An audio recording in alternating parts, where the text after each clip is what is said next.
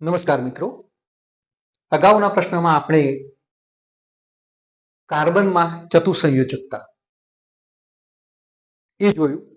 ત્યારબાદ આજે આપણે ક્લોરીન અણુમાં સહસંયોજક બંધની રચના, ઓક્સિજન અણુમાં સહસંયોજક બંધની રચના અને નાઇટ્રોજન અણુમાં સહસંયોજક બંધની રચના જોઈશું. અને આ ત્રણેય પ્રશ્નો એક જ જેવા છે, એને આપણે બરાબર સમજી લઈશું. તો મિત્રો, પહેલા આપણે ક્લોરીન માટે, તો ક્લોરીનનો પરમાણુ ક્રમાંક 17 છે. તેથી ક્લોરીનની ઇલેક્ટ્રોન રચના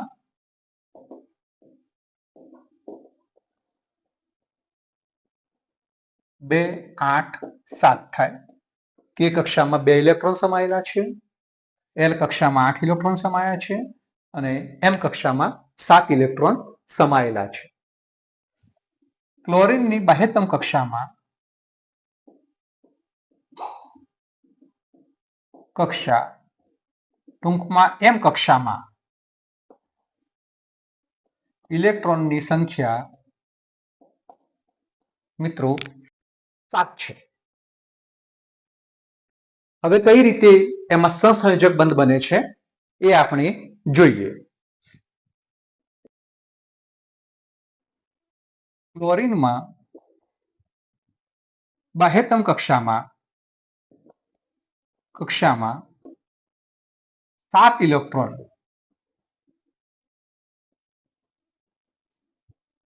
હોવાથી અષ્ટક રચના પૂર્ણ કરવા 1 ઇલેક્ટ્રોન ની જરૂર છે.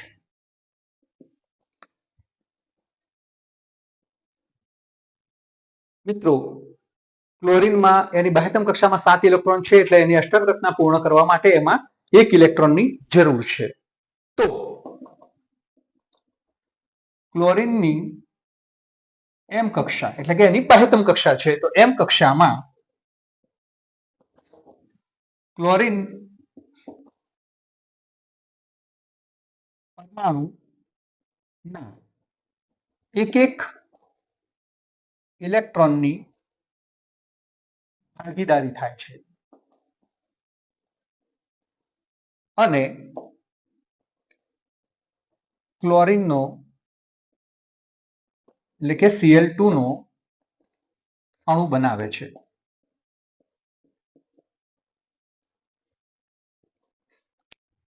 ક્લોરીન અષ્ટક રચના પ્રાપ્ત કરી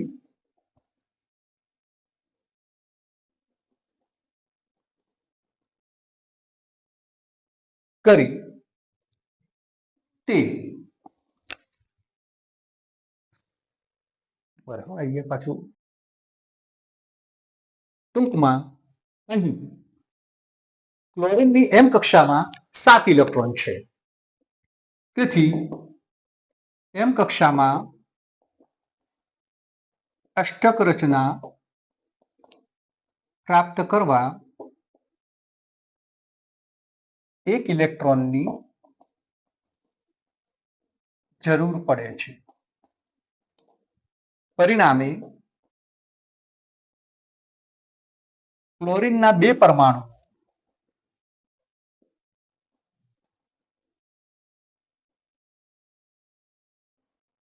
એમ કક્ષામાં 1 ઇલેક્ટ્રોનની ભાગીદારી કરે છે અને ક્લોરીનનો અણુ બનાવે છે. પરિણામે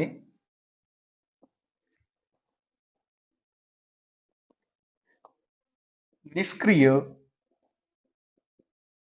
વાયુ જેવી એટલે કે આર્ગોન જેવી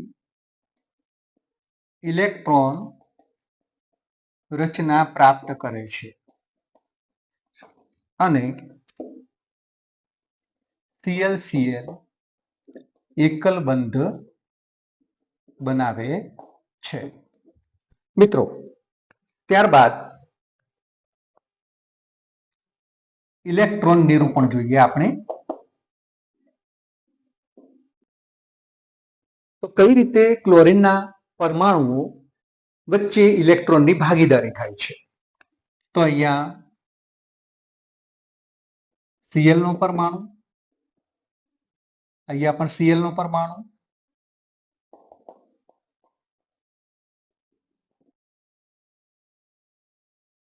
કાર્બનની બાહ્યતમ કક્ષામાં 7 ઇલેક્ટ્રોન છે એટલે 2, 2, 4, 2, 6 અને 1, 7. અહીંયા પણ ચોકડી વડે દર્શાવીશું 2, 2, 4, 2, 6 અને 1, 7. હવે તેમની વચ્ચે ઇલેક્ટ્રોનની ભાગીદારી થાય છે. 2, 2, 4, 2, 6 અને 1, 7. ચોકડીવાળા 2, 2, 4, 2, 6 અને 1, 7. અહીંયા બંને ક્લોરીનના એક ઇલેક્ટ્રોનની ભાગીદારી થાય છે અને ClCl એક સિંગલ બોન્ડ બને છે. 2, 2, 4, 2, 6, 2, 2, 4 અને 2, 6. અને આ જે બંને ઇલેક્ટ્રોન છે, બંને ક્લોરીન પરમાણુના આ એક ઇલેક્ટ્રોનની ભાગીદારી થાય છે અને અહીંયા ક્લોરીન ClCl વચ્ચે એકલ બંધ બને છે અને અહીંયા ઇલેક્ટ્રોનની ભાગીદારી દર્શાવે છે. તો મિત્રો આ રીતે ક્લોરીન પરમાણુમાં, ક્લોરીન અણુમાં સહસંયોજક બંધની રચના સમજાવી શકાય છે. ફરીથી આપણે એક ફેર જોઈ લઈએ અને ત્યારબાદ આ જ રીતે ઓક્સિજન અણુમાં અને નાઇટ્રોજન અણુમાં સહસંયોજક બંધની રચના આપણે સમજીએ. તો ફરીથી ક્લોરીનનો પરમાણુ ક્રમાંક કેટલો છે મિત્રો? 17. ક્લોરીનની ઇલેક્ટ્રોન રચના કેટલી થાય? 2, 8, 7. એટલે કે ટૂંકમાં તેની M કક્ષામાં કેટલા ઇલેક્ટ્રોન છે? તો 7 ઇલેક્ટ્રોન છે. એટલે બાહ્યતમ કક્ષામાં 7 ઇલેક્ટ્રોન છે. હવે M કક્ષામાં અષ્ટક રચના પૂર્ણ કરવા માટે એક ઇલેક્ટ્રોનની જરૂર પડે છે. પરિણામે ક્લોરીનના 2 પરમાણુઓ એની M કક્ષામાં એક ઇલેક્ટ્રોનની ભાગીદારી કરે છે અને ક્લોરીનનો અણુ બનાવે છે. અને ક્લોરીનનો અણુ બને છે ત્યારે એ નિષ્ક્રિય વાયુ એટલે ટૂંકમાં આર્ગોન જેવી ઇલેક્ટ્રોન રચના પ્રાપ્ત કરે છે અને ClCl એકલ બંધ બનાવે છે. એનું ઇલેક્ટ્રોન નિરૂપણ આપણે જોયું. તો આ રીતે ક્લોરીન અણુ પરમાણુ વચ્ચે પ્રક્રિયા થઈ અને Cl2 અણુ કઈ રીતે બનાવી શકાય છે એ જોયું. આ જ રીતે આપણે ક્લોરીનની જગ્યાએ ઓક્સિજનમાં સહસંયોજક બંધની રચના ઝડપથી સમજી લઈએ. તો ઓક્સિજનનો પરમાણુ ક્રમાંક મિત્રો, ઓક્સિજનનો પરમાણુ ક્રમાંક છે. તો ઓક્સિજનની ઇલેક્ટ્રોન રચના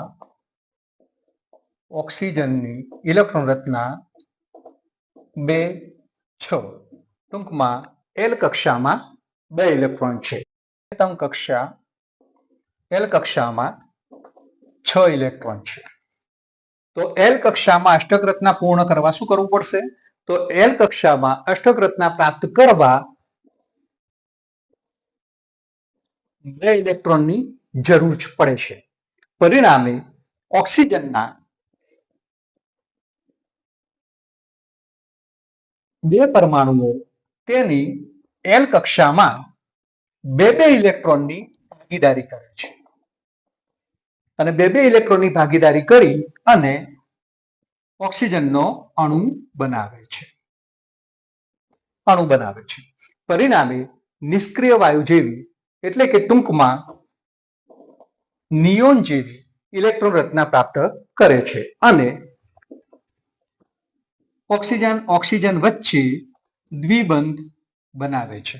તો જોયું મિત્રો, પ્રશ્ન એકદમ સરળ છે. જે રીતે ક્લોરીન છે એ જ રીતે ઓક્સિજનમાં આપણે સહસંયોજક બંધની રચના જોઈ. હવે તેમાં આપણે ઇલેક્ટ્રોન નિરૂપણ જોઈએ. તો ઓક્સિજનનો પરમાણુ, તો ઓક્સિજનના પરમાણુમાં 6 ઇલેક્ટ્રોન બાહ્યતમ કક્ષામાં છે. 2, 2, 4 અને 2, 6. અહીંયા ઓક્સિજનનો પરમાણુ, ઓક્સિજનમાં બાહ્યતમ કક્ષામાં 6 ઇલેક્ટ્રોન ઓક્સિજનનો પરમાણુ. હવે એમની વચ્ચે 2 ઇલેક્ટ્રોનની ભાગીદારી થાય છે. તો 6 ઇલેક્ટ્રોન છે અને 2 ઇલેક્ટ્રોન, નીચે 2 ઇલેક્ટ્રોન બતાવી દઈએ અને અહીંયા એના 2 ઇલેક્ટ્રોન બતાવી દઈએ. અહીંયા ઓક્સિજન 2 ઇલેક્ટ્રોન ઉપર, 2 ઇલેક્ટ્રોન નીચે, અને આ જે 2 ઇલેક્ટ્રોન છે આપણે અહીંયા બતાવી દઈએ. અને પરિણામે ઓક્સિજનના 2 પરમાણુ વચ્ચે દ્વિબંધ બને છે. તો આ રીતે મિત્રો આપણે સરળતાથી ઓક્સિજનના અણુમાં સહસંયોજક બંધની રચના સમજાવી શકીએ છીએ. તો મિત્રો બંને પ્રશ્નો તમને એક સાથે આવડી ગયા હશે. હવે તરત જ આપણે નાઇટ્રોજન અણુમાં સહસંયોજક બંધની રચના કઈ રીતે બને છે એ આમાં જ આપણે જોઈ લઈએ. તો ફરીથી મિત્રો આપણે ઓક્સિજનની જગ્યાએ નાઇટ્રોજનનો પરમાણુ ક્રમાંક. તો મિત્રો તમને ખ્યાલ જ છે કે નાઇટ્રોજનનો પરમાણુ ક્રમાંક કેટલો છે. તો નાઇટ્રોજનનો પરમાણુ ક્રમાંક 7 છે. તો નાઇટ્રોજનની ઇલેક્ટ્રોન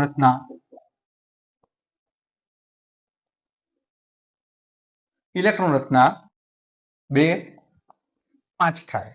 ટૂંકમાં એલ કક્ષામાં 5 ઇલેક્ટ્રોન છે. પરિણામે નાઇટ્રોજનની બાહ્યતમ કક્ષામાં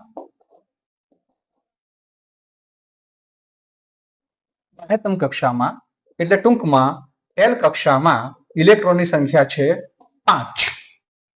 તો એલ કક્ષામાં અષ્ટક રચના પ્રાપ્ત કરવા અહીં કેટલા ઇલેક્ટ્રોનની જરૂર પડે છે મિત્રો? તો અહીં 3 ઇલેક્ટ્રોનની જરૂર પડે છે. તો પરિણામે નાઇટ્રોજનના 2 પરમાણુઓ એલ કક્ષામાં 3 ઇલેક્ટ્રોનની ભાગીદારી કરે છે અને નાઇટ્રોજનનો અણુ બનાવે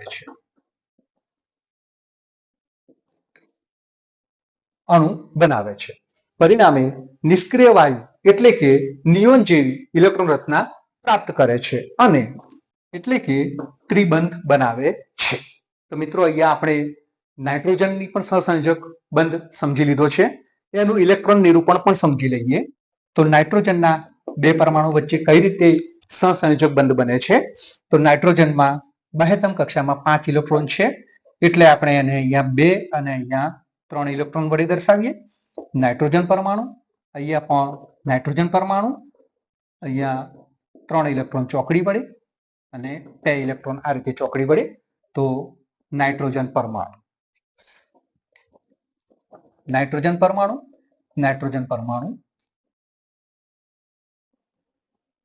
અહીંયા નાઇટ્રોજનના બંને પરમાણુ વચ્ચે 3 ઇલેક્ટ્રોનની ભાગીદારી થાય છે અને પરિણામે નાઇટ્રોજનના 2 પરમાણુ વચ્ચે ટ્રિપલ બોન્ડ બને છે.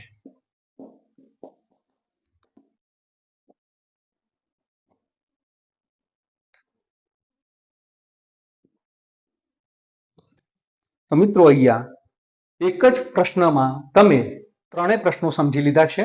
ક્લોરીન અણુમાં સહસંયોજક બંધની રચના, ઓક્સિજન અણુમાં સહસંયોજક બંધની રચના અને નાઇટ્રોજન અણુમાં સહસંયોજક બંધની રચના તમે સરળતાથી આ રીતે શીખી શકો છો મિત્રો. Thank you for watching.